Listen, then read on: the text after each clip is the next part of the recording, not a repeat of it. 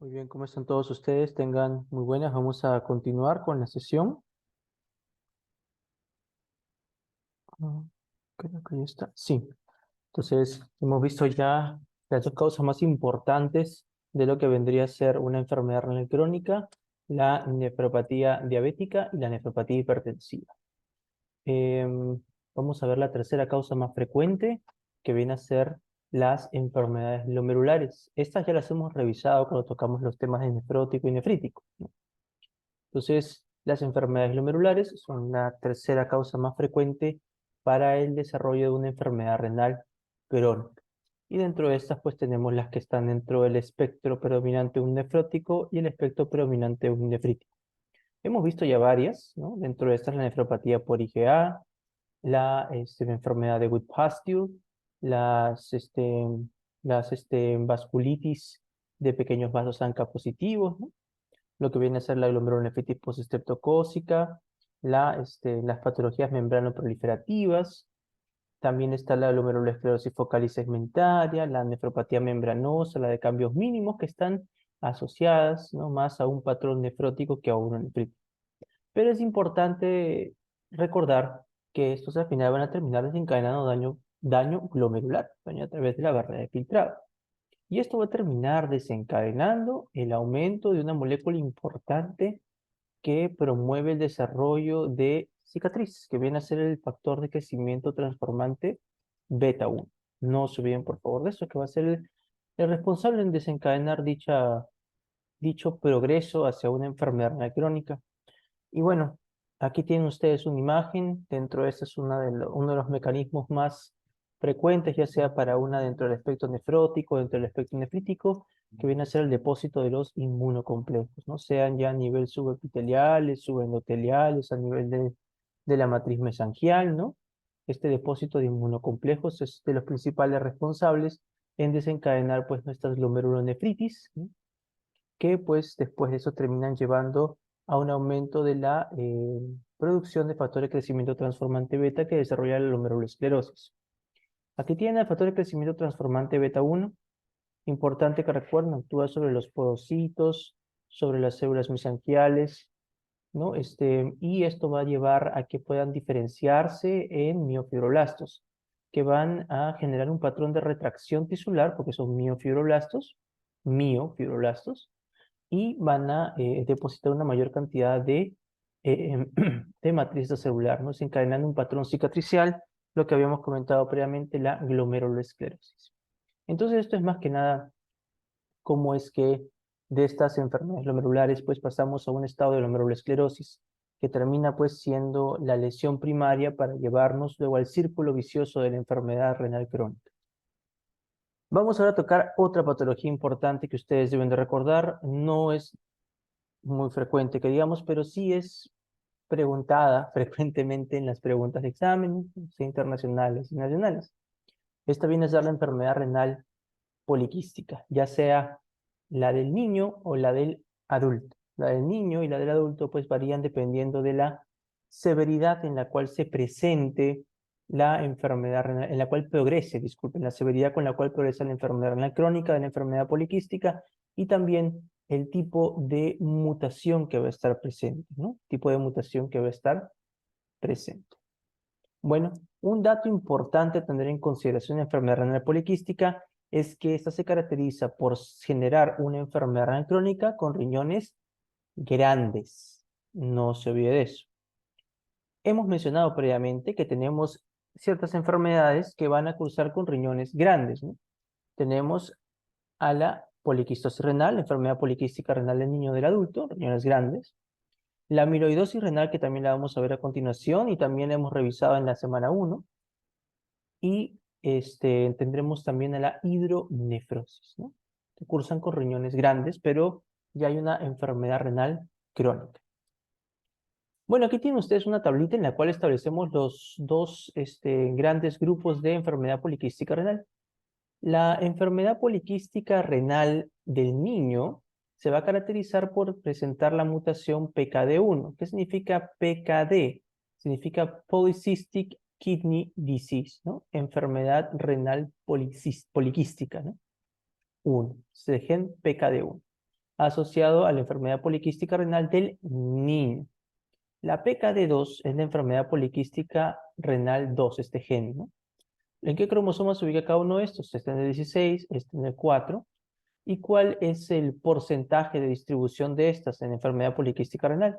Véase que más frecuente es la del patrón del niño en comparación a la del adulto, ¿no? 85% para el niño versus 15% en el adulto. ¿Cómo se llaman las proteínas que devienen de estos genes? La proteína va a ser la policistina 1 y la policistina 2, ¿no? ¿Cómo es la progresión de la enfermedad? En la del niño va a ser rápida y en la del adulto va a ser leve, ¿no? ¿Y cuál es la edad promedio en la cual se manifiesta ya la falla renal? Ojo, aquí ya no estamos hablando de enfermedad renal, ¿ah? Estamos hablando de falla renal. Y si ustedes recuerdan, vamos a mencionar que cuando hablamos de falla renal, estamos hablando nosotros pues ya del último estadio, ¿no? De la tasa de filtrado glomerular de una enfermedad renal crónica, ¿no? Vean, es mucho más prematura la falla renal en la enfermedad poliquística renal del niño en comparación a la enfermedad poliquística renal del adulto. Seguimos. Estas patologías, como lo mencioné aquí previamente, son de tipo autosómica dominante. Entonces, ambas mutaciones son de tipo autosómicas dominantes, ¿no? Tanto la PKD1 como la PKD2. Y aquí una imagen para que usted pueda visualizar cómo el parénquima renal comienza, ¿no? Aparentemente sano, unos cuantos quistes, comienza a pasar el tiempo y comienza a haber una proliferación y aumento de tamaño de los quistes, llega a un estado de hiperfiltración, comienza a progresar aún más los quistes, comienza ya a haber una caída de la función de renal, de la tasa de filtrado glomerular, y después llegamos ya a la falla renal cuando ya la cantidad de quistes es mucho mayor, ¿no? ¿Cómo se va a dar pues este compromiso? ¿Cómo se va a dar pues este daño? ¿Cómo estos quistes van a desencadenar esta caída en la función renal? Pues el mecanismo principal que deben recordar es que estos quistes, ahora vamos a cambiar a colorcito, es que estos quistes que estoy aquí pintando van a crecer, ¿no? Aquí ven, tienen ustedes un quiste y por aquí tienen ustedes un vaso sanguíneo por acá, otro vaso sanguíneo por acá. ¿Qué es lo que va a pasar? Que cuando el quiste crezca, porque este quiste va a estar creciendo de manera constante, va a comenzar a comprimir a estos vasos sanguíneos y va a desencadenar un estado de hipoperfusión renal, aumentando ¿qué cosa, profesor? La activación del reflejo túbulo-glomerular. Y esto lleva a un aumento en la producción de angiotensina 2, que actúa sobre su receptor AT1. Y hemos visto cómo esto lleva a un aumento en la producción de factor de crecimiento transformante beta 1, siendo un estímulo importante para el desarrollo de glomerulosclerosis y caída pues de la función renal. Vamos a ver el mecanismo de la formación del quiste. Aquí tiene usted una imagen, tenemos aquí un riñón, ¿no? Con poliquistosis renal. Tenemos aquí la unidad funcional del riñón, la nefrona, glomérulo, túbulo contorneado principal, asa de Henle, túbulo contorneado distal y el colector. Y podemos ver nosotros, ¿no? Aquí está tomándose como ejemplo un epitelio tubular que presenta una mutación, ya sea en el PKD1 o PKD2, llevando a un déficit de la policistina 1 o policistina 2. Entonces, tenemos estas células del epitelio tubular que se encuentran, pues, con una mutación genética, ya sea la PKD1 y o PKD2. ¿Qué es lo que tiene que darse? Con esta PKD1 y PKD2 mutadas no habría ningún tipo de problema, ¿no? Puede seguir funcionando, no se formarían estos quistes. La teoría dice que tiene que haber un segundo golpe, más allá de la mutación eh, genética que se presenta de nacimiento, tiene que haber una mutación somática. En estas células va a haber una mutación somática. ¿Qué significa esto?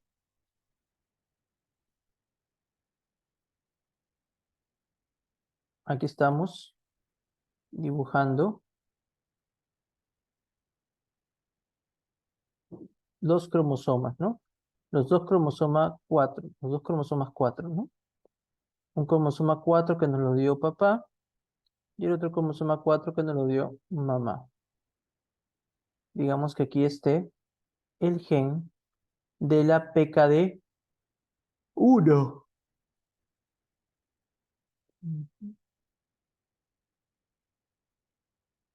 Aquí está el gen de la PKD1. Y este es el que está mutado. No funciona. ¿Qué dice esta teoría? Que tiene que haber una mutación somática, ¿no? O sea, sobre las células del epitelio que ya están aquí formados, ¿no? Que tienen esta mutación de este alelo, digamos, de papá, tendría que haber una mutación del gen que nos dio mamá que estaba sano. Entonces ahí se muta en ese momento ya el gen de mamá que estaba sano, de PKD1, y tengo ya una mutación completa de PKD1. Esto de aquí va a llevar a qué cosa? Esta mutación a qué va a llevar, vamos a poner la puntera. Esta mutación va a llevar a lo siguiente, que haya un aumento en la proliferación de las células tubulares, comience a aumentar su índice mitótico, se presente un cambio en su polaridad celular, ¿no? Hay un aumento en el depósito de la membrana basal, ¿no? Llevando un remodelado de este, ¿no? Y importante, y lo vamos a ver en otra diapositiva, que este PKD1 y PKD2 están implicados en la actividad ciliar, ¿no? De lo que viene a ser la cara luminal de estas células tubulares, ¿no? Entonces va a haber un compromiso de esto. Esto pues va a terminar llevando a que se comience a dar un ordenamiento de estos epitelios a manera quística, aquí está, en forma quística.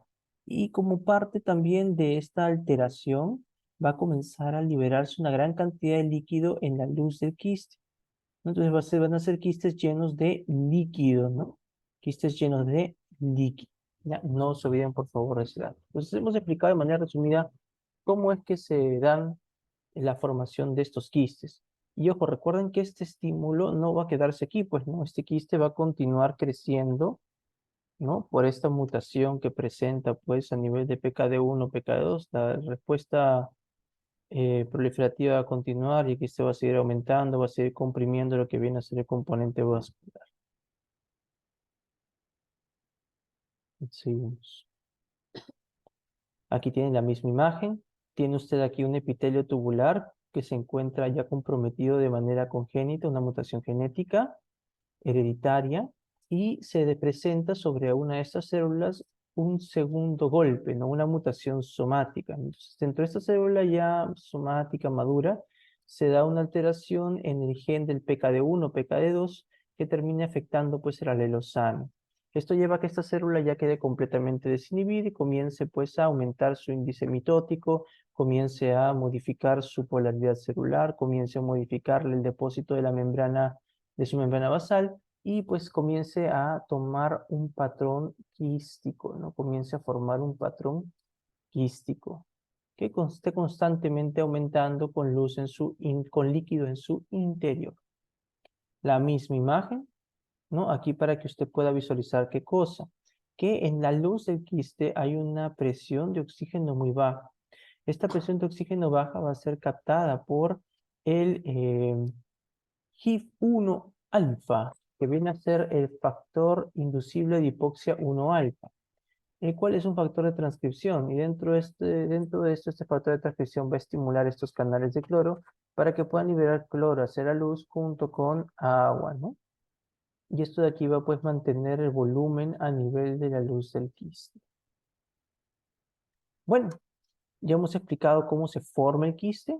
Vamos ahora a conocer dónde está ubicada esta proteína en policistina 1 y 2. Importante que usted recordar es que está aquí a nivel de los cilios del epitelio tubular. Y cuando esta se encuentra mutada, se van a desinhibir vías intracelulares que van a favorecer la proliferación celular, llevando a un aumento del índice mitótico de estas células y obviamente cambios a nivel de la diferenciación celular que llevan a esta formación de aspecto quístico. ¿Está? Bueno, ya hemos explicado ahora sí desde un mecanismo histológico, genético y también celular cómo es que se presenta la formación de quiste. Ahora tenemos que conocer pues cómo es que este quiste me va a llevar a una enfermedad renal crónica terminal y también a una enfermedad renal crónica y cómo es que este quiste me va a llevar también a una hipertensión. Aquí hay una imagen interesante, un mapa conceptual para que ustedes puedan recordar, en el cual se da lo que yo les había comentado.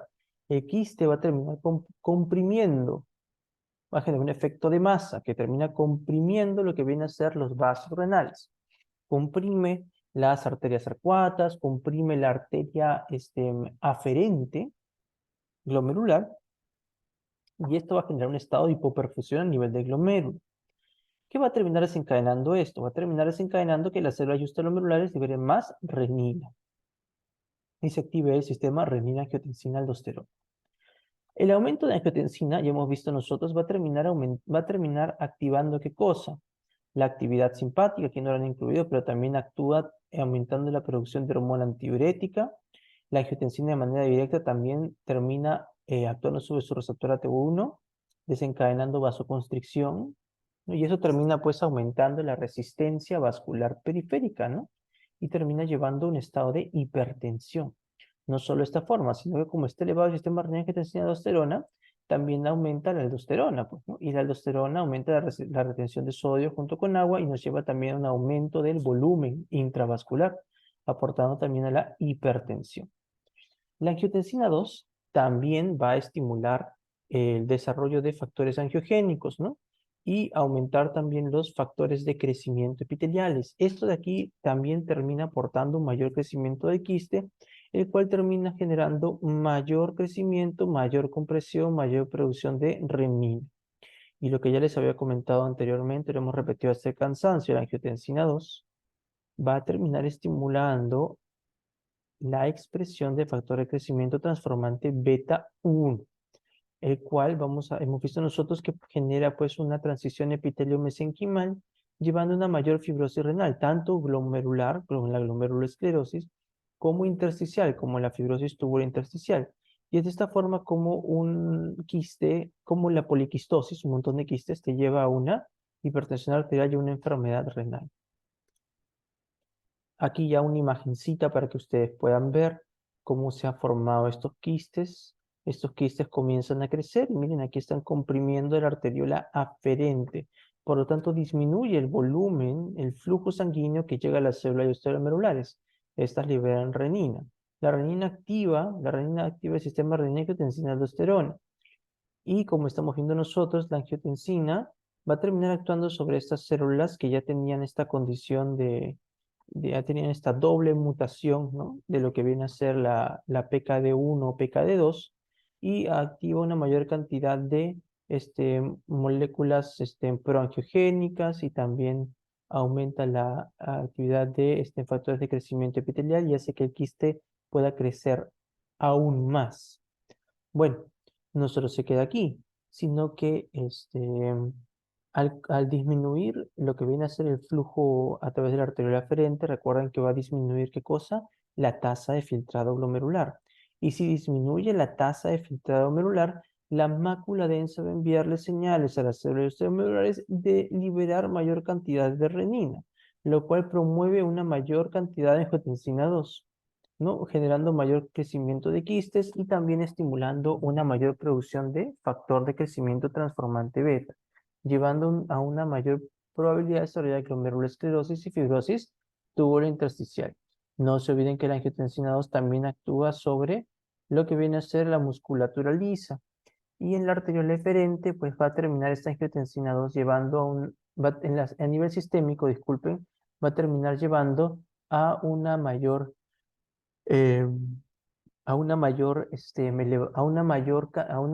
resistencia total periférica, desarrollando lo que hemos visto que era la hipertensión. No olvidar también que a través de los ENaC, la aldosterona liberada por la angiotensina 2 favorece una mayor reabsorción de sodio. Y esto pues está también asociado con una expansión del volumen llevando a una hipertensión. Entonces, de esta forma es como una poliquistosis renal nos lleva a hipertensión y enfermedad renal crónica terminal. Y enfermedad renal crónica. Pues ahí está, ya hemos cerrado esta parte de poliquistosis renal, ya sea del adulto o del niño. Y vamos ahora a otra patología que se conoce como la amiloidosis renal. Ya lo hemos mencionado previamente en la semana 1. Para que se dé la amiloidosis renal, necesitamos nosotros que en el cuerpo se esté produciendo una proteína que pueda depositarse a nivel del intersticio y que no sea catabolizada y que comience a acumularse mayor cantidad de este material proteináceo a nivel intersticial y que termine pues generando compresión, ¿no? Daño de los tejidos, ¿no? Entonces, imagínense, tiene usted este rectángulo que es un tejido. Vamos a decir que este círculo obtiene a las células funcionantes del tejido. Y lo de morado va a ser el material proteináceo que se comienza a depositar. En un inicio pues no va a generar mayor problema, pero cuanto más continúe depositándose, va a comenzar a generar un efecto de masa que termina pues comprimiendo al parénquima renal, no llevándolo a su atrofia y luego a su pérdida de función, ¿no? De esta forma es como actúa, cómo se comporta la amiloidosis. Entonces, a nivel del riñón, ¿no? Vamos a ver que se va a dar lo siguiente, ¿no? Tenemos nosotros, ¿no? Una célula que va a ser la responsable de producir esta proteína amiloidogénica, ¿no? En los dos casos que vamos a revisar de amiloidosis sistémica, una va a ser el hepatocito y otra va a ser la célula B monoclonal, ¿no? El linfocito B monoclonal que se va a diferenciar en célula plasmática, ¿no? Bueno, entonces se produce esta proteína amiloidogénica, ya sea por el hepatocito o por la célula plasmática monoclonal, ¿no? Que es la forma madura de un linfocito B. Y estas proteínas amiloidogénicas van a, en este caso, depositarse en el riñón, ¿no? Pueden depositarse en varios tejidos, pero lo que estamos viendo ahora, enfermedad crónica, digamos, se depositan en el riñón. Se pueden depositar a nivel glomerular, predominantemente a nivel del intersticio del mesangio. A nivel de lo que viene a ser el componente túbulo intersticial se pueden depositar y a nivel vascular, que es lo que va a terminar generando el depósito de este material de estas proteínas amiloides. Lo que va a terminar desencadenando es un efecto de espacio, de compresión, de daño celular, con la respectiva producción de factor de crecimiento transformante beta que termina llevando a una glomerulosclerosis y fibrosis túbulo intersticial. Dato importante, por ejemplo, aquí tienen ustedes un glomérulo. Ya vamos a ver nosotros cuál es la tinción que tenemos que utilizar para poder visualizar pues, lo que viene a ser el material amiloide. Es el rojo Congo, ¿no? Vean ustedes cómo se pinta. Y muchas veces estos glomérulos, este depósito amiloide va a tener un aspecto de depósito de tipo nodular, llevándonos muchas veces a confundir, ¿no? A confundir este patrón histológico con una glomerulosclerosis nodular de Kimmester-Wilson, que es el patrón de hialinosis clásico de la diabetes mellitus tipo 2, ¿no? En este caso, esto es con rojo Congo y vemos estos depósitos de amiloide, ¿no? Profesor, aparte de rojo Congo, para visualizar el componente amiloide, ¿hay algo más que pueda hacer yo con el tema de la microscopía de luz? Sí, puedo ver la microscopía de luz con luz polarizada. Y cuando lo ponga con luz polarizada, estos depósitos amiloides van a tener una coloración que debe usted recordar, una birrefringencia verde manzana, que es lo que vamos a ver a nivel del componente amiloide. Va a tener esta birrefringencia que la vamos a ver más adelante. Bueno, entonces, esta amiloidosis renal más frecuentemente se va a presentar en dos patrones que ven, en dos tipos de amiloidosis que deben ustedes de recordar. Una amiloidosis que se da por depósitos de cadenas ligeras, capa o lambda, las cadenas ligeras de las inmunoglobulinas. Entonces estamos hablando de inmunoglobulinas que se están secretando o de porción de la inmunoglobulina que se está secretando, hablamos nosotros de una célula, que es la célula plasmática. Y este tipo de patología sería una gamapatía monoclonal, ¿no? La célula plasmática que estaría secretando cadenas ligeras en grandes cantidades, estaría desencadenando una gamapatía monoclonal. Y como parte de esta gamapatía monoclonal estaríamos teniendo una amiloidosis renal. O sea, estas proteínas de cadena ligera se estarían depositando a nivel intersticial en las regiones que hemos comentado previamente y de manera progresiva, a medida que se siguen depositando, nos llevan a una enfermedad renal crónica por amiloidosis renal, ¿no? Por cadenas ligeras, ¿no? Aquí interactúa el tumor que hemos visto previamente, que es el mieloma múltiple, ¿no? ¿Cómo se llaman este tipo de amiloidosis, ¿no? Amiloidosis sistémica de tipo AL, ¿no?